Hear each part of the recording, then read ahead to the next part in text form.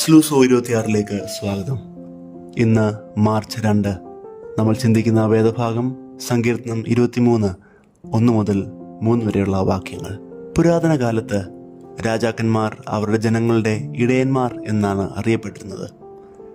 ഭൗമിക രാജാക്കന്മാർക്ക് വിപരീതമായി ഒരിടയൻ ചെയ്യേണ്ടുന്ന കാര്യങ്ങൾ ദൈവം ചെയ്യുന്നു. സങ്കീർത്തനക്കാരനായ ദാവീദ് ഉറപ്പിച്ച് പറയുന്നു, എനിക്ക് ഒന്നിനും കുറവുണ്ടാകുകയില്ല.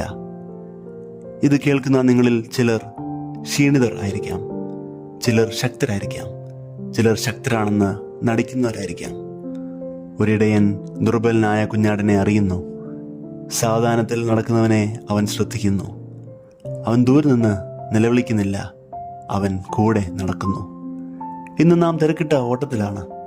പണം, അംഗീകാരം, വിജയം, ഉത്തരങ്ങൾ എന്നിവയ്ക്ക് പിന്നാലെ ഓടുന്നു.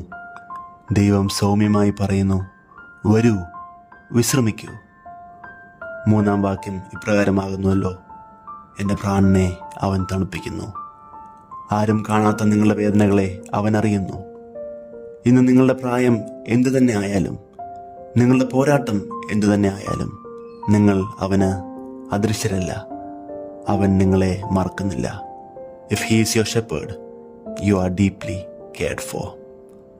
ദൈവമേ, നല്ല ഇടയനായ നിന്നിൽ ആശ്രയിപ്പാനും വിശ്രമിപ്പാനും ഞങ്ങൾക്ക് കൃപ നൽകണമേ. ആമേൻ.